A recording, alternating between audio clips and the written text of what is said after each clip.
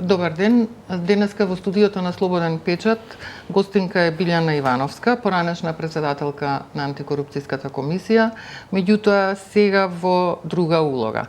Добре дојдовте во Добар Слободен ден и благодарам печат. за поканата. Утре истекува рокот за донесување на изборниот законник, пошто земјава, според најавите од ЕУ, би требало да добие уште 4 милиони евра помош, како што најави еврокомесарката Марта Кост всушност. Како што стојат денес работите, нема шанси тоа да се случи, освен ако ВМРО-ДПМНЕ не отстапи од инсистирањето за диаспората, да гласа електронски или по пошта, или доколку опозицијата не се согласи со предлозите на ВМРО-ДПМНЕ. Меѓутоа, симптоматично е што во сите овие дискусии, препукувања, пресконференции, изјави, обвинувања и така натаму, никој не ги споменува барањата на независните, односно на граѓанскиот сектор. 9 граѓански здруженија уште во април поднесоа 15 барања до Министерството за правда, а генерално се однесуваа на фер и демократски изборен процес. Што се случи со тие барања?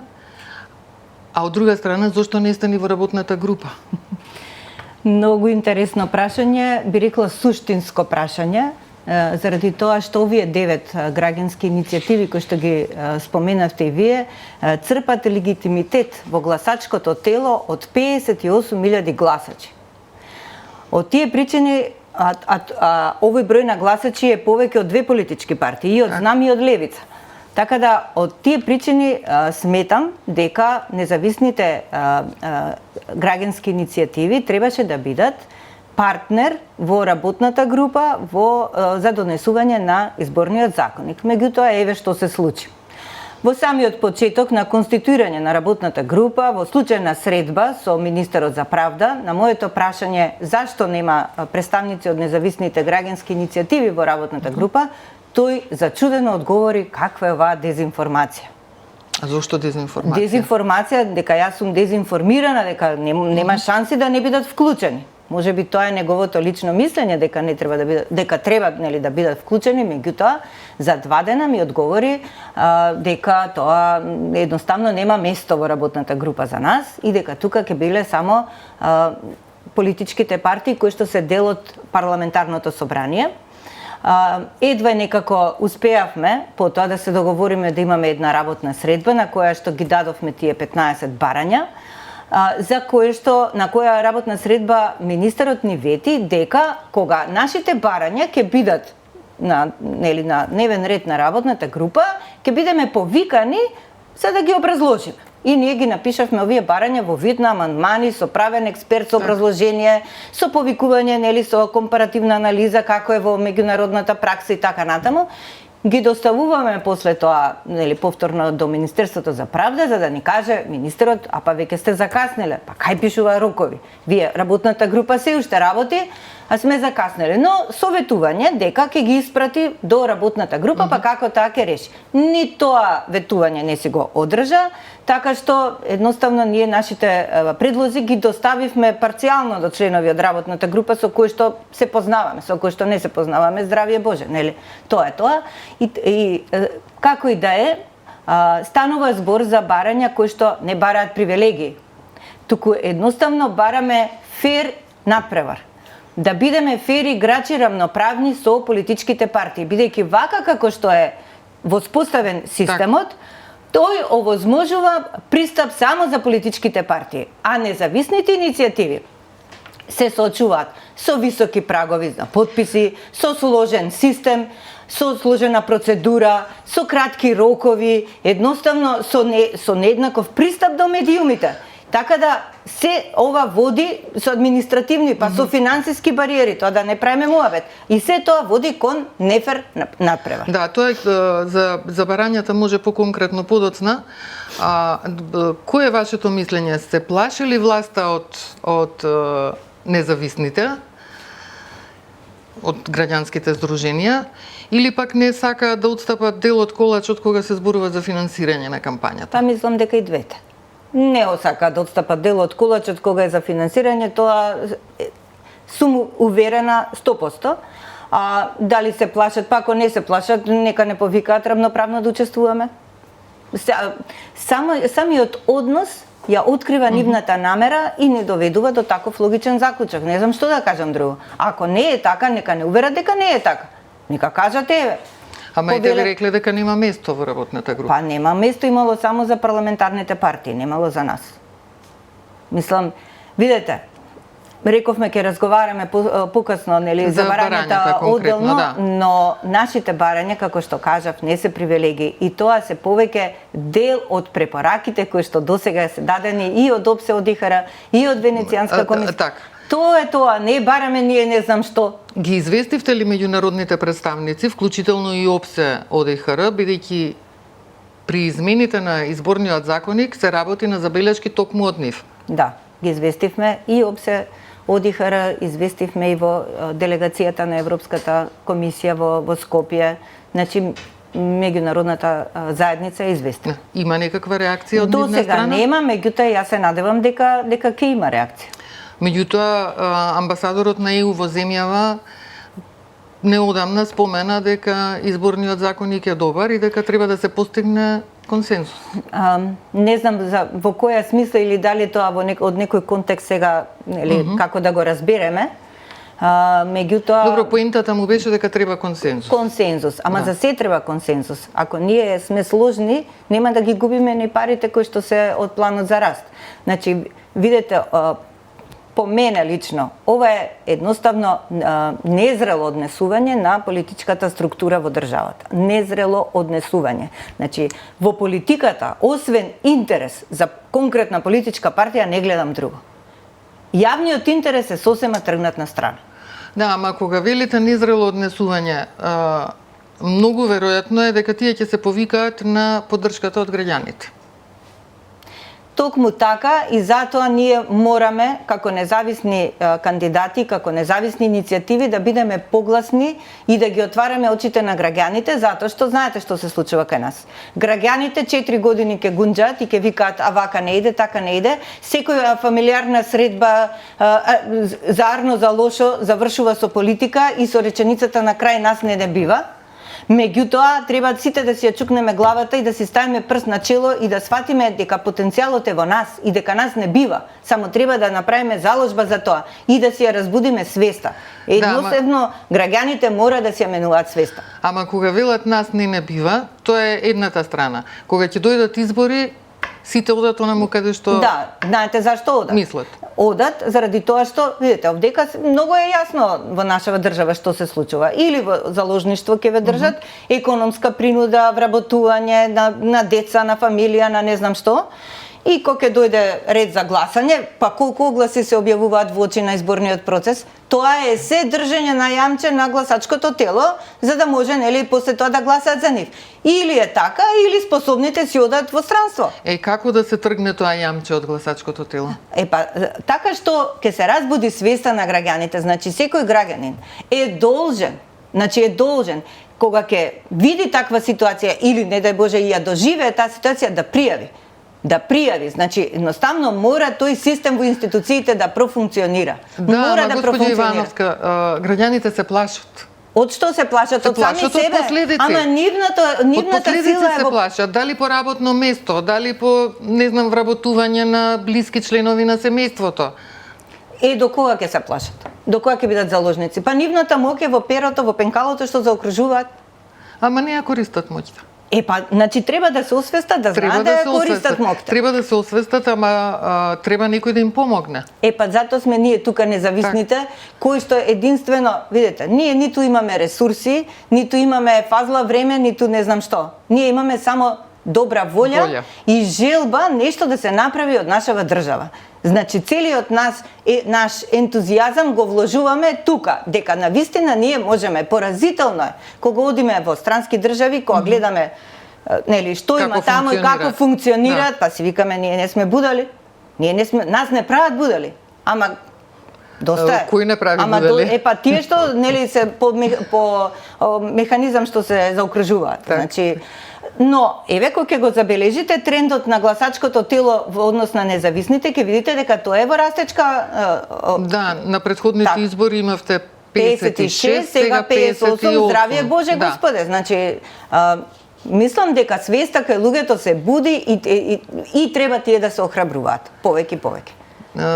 За барањата Да. што ги поднесовте до Министерството за правда. Значи имате број за бројот на собрани потписи. Така, значи ние сметаме дека ако сакате како што ќе кажувате, јас ќе ви го кажувам образложението. Така, и потписите сега се собираат во подрачни оделенија на ДИК. Така, да. Каде предложивте да се собираат? На терен. Значи да се определат места, прво да кажам за бројот на потписи. Значи бројот на потписи е легитимно право, значи мора да има определен број на потписи, меѓутоа тоа не треба да биде ограничувачки за граѓаните, за да им го оневозможи пристапот до учество во изборниот процес. Имено тоа е и препорака и од ОПСЕ Одихара. Значи не е нешто што ние бараме кој знае што. И знаете дека претходната година Уставниот суд го укина токму тој член кој што политичките партии соложно си го донесоа на пред предходните избори, се знаете го одговара на сите.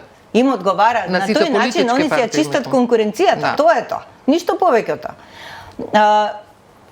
Тоа е во однос на потписите, во однос на местото, значи на терен да се определат услови, критериуми, значи ние не сме за башибозлук, па сега кај ќе се стигне да се собираат потписи, но да се има можност на повеќе места. Имено, вие знаете дека Државната изборна комисија нема секаде отворени оделенија во сите општини, има некаде во 31-2 општини отворени. Што значи дека далеку ќе се откажат во старт луѓето. Тоа сакам да кажам. Значи имаме подрачја кои што се непокриени. Сега одговорот од ДИК е дека по потреба ќе отвореле канцелари, меѓутоа тоа се го оттежнува процесот. И едноставно луѓето ќе си речат, па сега ќе одам таму, па ќе ме видат, па ќе имам притисок, па нели тоа се ги одвлекува од ова.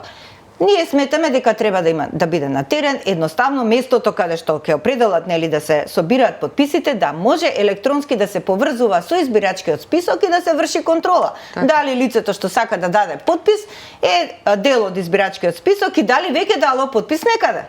Тоа лесно се прави, тоа е техничка работа што лесно може да се направи. А што е со време траењето за собирање? Време траењето ние предлагаме да се зголеми, да се удвои. Едноставно 15 дена се создава притисок кај независните кандидати за собирање на потписите и сметаме дека тоа не е кој знае што какво барање, иако постои календар на активности кои што треба нели да се завршат во тој изборен процес. Но календарот е нешто што се прави, тоа не е оправдување дека за собирање потписи само 15 дена може да се одобрат. Значи календар, што календар се прави. Ако биле 70 дена, нека бидат 80 дена. Не е тоа ништо страшно. А спорен е и процентот од запишаните избирачи? Кој процент? Каков процент? За кој процент зборуваме? За 1%. Или 0,8%. Па добро, тоа го рековме за бројот на... спомнавме бројката. Да. Еве сега тоа единствено нешто што го поправиле во предлогот, од 1% намалиле на 0,8%. Е многу намалиле. Значи тоа е висок праг.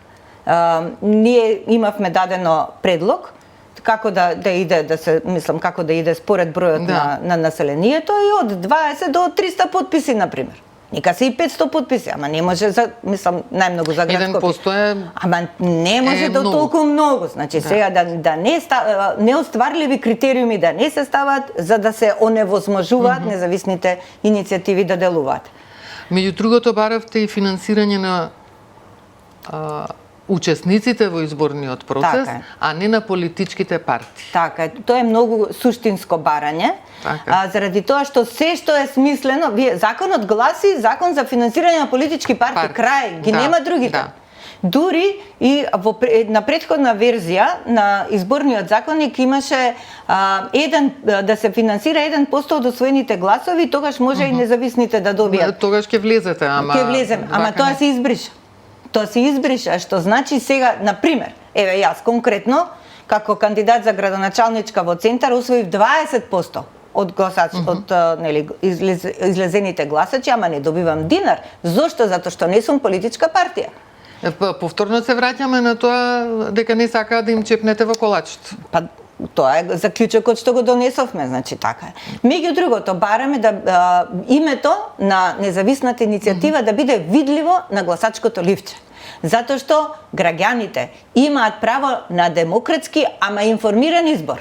Да знаат за кого гласат. Затоа што вака група избирачи за сите не група значи избирачи ништо, да. може да имаме слично име и презиме на кандидатите, отидоа гласовите, како да ви кажам. Значи, се на се бараме да имаме еднаков пристап. Пример, бараме да имаме еднаков пристап медиумскиот простор. Токму тоа сакав да го кажам. До медиумскиот простор, до дебатите, до информативните, значи, ние вака немаме простор, освен во висина од 600-700 евра некои пари кои што ни ги одобри Државната изборна комисија, што во превод, и вие сами знаете дека тоа не е ни една минута. Не.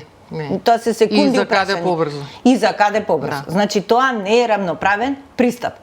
А па да не зборам дебатите какви беа. Фактички ние немавме дебати во претходниве избори, што беа локални избори, заради тоа што, не знам, градоначалниците не сакаат да дебатираат, граѓаните немаа можност убаво да видат кој кандидат за што се заложува. Ја од толку многу учествував на 2 дебати, кај што се собравме сите. Се друго беше скалесто. Прво едниот кандидат, па вториот, па третиот, па кажи ти што знаеш, кажи ти што... Не иде тоа така. Граѓаните треба да одмерат кој за што се залага, кој ќе го застапува нивниот интерес, а кој се залага за партискиот интерес. Кој меѓу редови пишува во законите одредби кои што значат партиски интерес. Ама на крајот излезе дека сите се залагаат за партискиот интерес.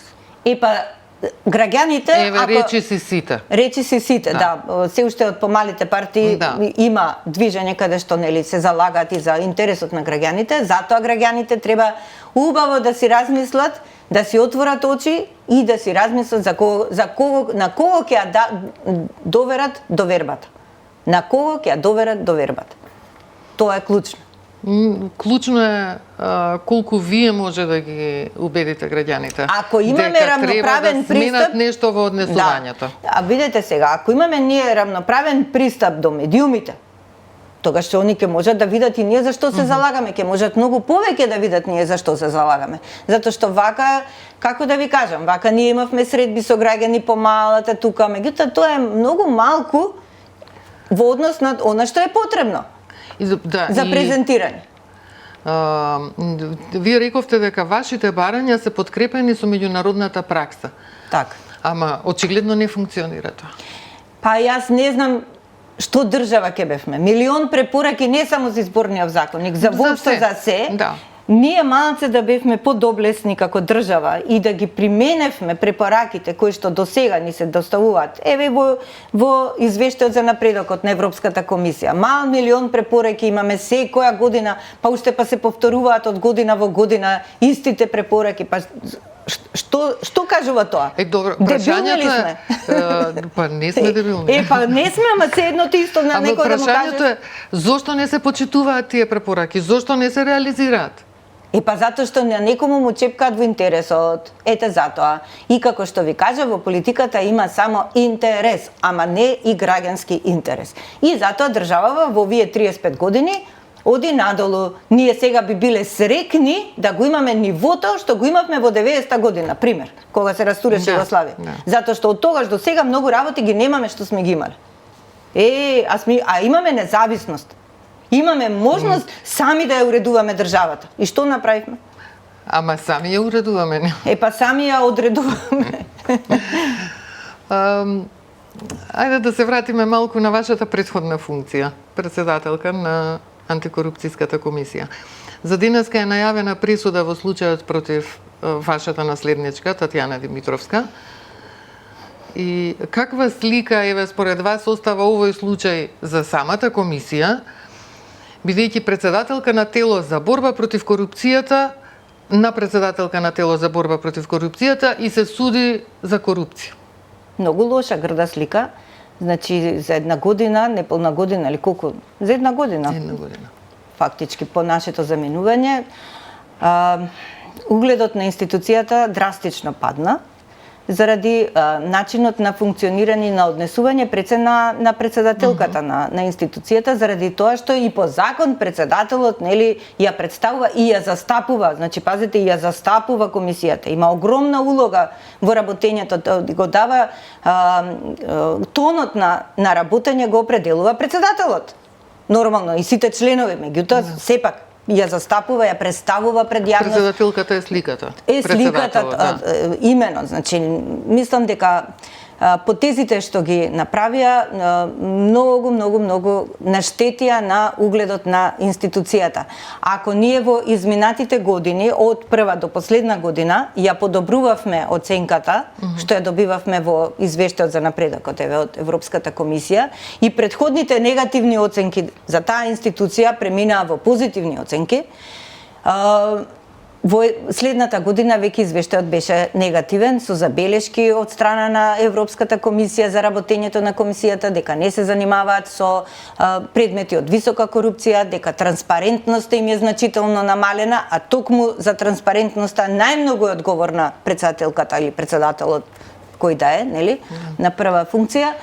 Плюс тоа направија некои потези по кои што почна и вицови да се кажуваат, демек имаш ли дипломатски пасош, а ти имаш ли дипломатски пасош, значи више народот почна и шеги да тера со тој потек кој што сметам дека беше сосема непотребен, заради тоа што нема потреба од дипломатски пасош на председател на државна комисија. Може повеќе престиж. Прашање на престиж. Ама не ти, еве да се пофалиш дека имаш дипломатски пасош. А што е тоа ако не е суета? Престижот што е? Тоа суетата те тера на престиж, ништо друго. Значи таму си ти да обавуваш јавна функција во интерес на граѓаните, а не да правиш престиж. Тоа е сосема различно го сваќаат. Да, ама тоа е по мене е сосема обратно разбирање на функцијата. Функционира институцијата, односно првиот човек во интерес на граѓаните ги застапува интересите на граѓаните, а не тука да се прави дека еве јас имам службено возило или јас имам дипломатски пасош и брзо ќе поминам у грчка на граница. Па тоа е срамота. Тоа не е престиж, тоа е срамота. Ама вака изгледа дека падна во вода се она што го градевте вие во сосема обратен начин на раководење. Сосема обратен начин на раководење. Сосема обратен. Ако нашиот начин на раководење, ве еден пример ќе кажам, беше да јакнеме стручната служба со тоа што предметите ќе ги споделуваме како на членовите, така и на стручната служба, нели, по ист редослед како што си беше редот. Тие да истражуваат, да барат, па заедно после со членовите да се разгледуваат можностите, дали понатаму ќе се бара, дали ќе се носи одлука. Значи истражувањето да биде во стручната служба. Јас секогаш им викам, вие сте столбот во институцијата, зашто вие сте вечни овдека, вие сте стручна служба. Тие го заменија тој начин на менаџирање на институцијата, сметајќи дека стручната служба дека треба само да напише тоа што ќе каже комисијата, што не е во ред. Значи, треба критично мислење. Не значи дека ако си член на комисијата си најпаметен. Не си најпаметен, треба да собереш мислење од луѓе од струката што тоа го работат. Не треба да си најпаметен. Има луѓе од струката што се во комисијата, што работат таму подолго време и што можеби ги знаат подобро работите. Па и тоа сакам да кажам. Ние на пример користевме многу експерти, бидејќи законот го дозволува тоа. За ја да напишам една реченица одлука, тоа и тоа, па ќе прашам 5 луѓе. Професор по уставно, професор по не знам вакво, такво право, сите ќе ги прашам, за да бидам сигурна дека изворот што сум го нашла ми е добар и дека можам да ја напишам таа реченица. Знаете, секој збор има своја тежина, а тие тргнаа со предмети, например, еве, за Бојан Христовски со дипломата, тоа беше жив циркус. Тоа беше можност да се приспитат сите дипломи за англиски јазик кои што ги имаат избрани именувани лица. А тоа не беше тешко да се направи, дали се веродостојни или не. Ама тоа не беше тешко, ама работата е дали сакаш или не сакаш. Па не сакаат, видете, кога премиерот ги достави на председателот на опозицијата, еве ви ги вашите, мукла. Застана више проблемот со предметот и потоа видовме разрешница како што видовме и тоа е тоа. Значи, ние не сакаме сами со себе да се избориме. Меѓутоа, главната реформа е тогаш, кога ќе сакаме сами со себе да се избориме, како орелот. Нели? Знаете орелот како се трансформира, за да може уште еден живот да живе. Би ве замолила за коментар околу последниот случај на непотизам, информацијата за унапредувањето, да речем, на братот на гувернерот. Да, тоа предизвика огромен интерес во јавноста и мислам дека тоа е добра шанса дека сека да постапи да ги испита сите околности, нели, и факти поврзани со тој предмет и да соопшти пред јавноста. Јавноста е должна да добие одговор на тоа, така да се види дали има соодветно образование, каков бил начинот на избор, дали имало оглас, немало оглас или треба или не треба, затоа што знам дека во Законот за јавните предпријатија новината за која што ние се залагавме да се воведе беше да се објави оглас за избор на членови на управни надзорни одбори. Сега, бидејќи они имаат посебен закон, не знам дали во законот им е тоа определено или не, но како и да е, тоа е работа која што ДКСК треба да постапи и да каже начинот на кој што е избран човекот. Заради тоа што не само тој, и други се, овој близок на овој добил функцијата, тој близок на тој, и готово почнува да се јаде државата. Знаете, тогаш ние само што почнавме, првите предмети, 19 предмети, беа 19 случаи на непотизам, за кои што откривме вистински неправилности, за кои што дадовме иницијативи за разрешување на тие директори до нивните управни одбори, меѓутоа тука више готово. Тука завршува, да. Ама гувернерот оправдува вчера, барем според изјавата вчера што ја имаше, оправдува дека брат му имал 35 години стаж. Па што ако има, не е само тој што има, нема врска. Сакам да речам, за секоја позиција има определени критериуми. Дали лицето ги исполнува или не, и дали бил најдобар кандидат или не. Само тој ли бил кандидат? Кога зборуваме за огласица. Добро. Последен случај беше со огласот за директор на Фондот за здравство. Да. За Перински. Значи, пак се сведува на тоа. Значи, да, се докаже, мислам, јасно е, бидејќи таму имаме во самиот закон ставено како вид на образование треба да има директорот на фондот, а од веб страната лесно се гледа Перински со какво образование стекнат, јасно е дека тој не ги исполнува условите и дека оправдувањето дека е само веде директор.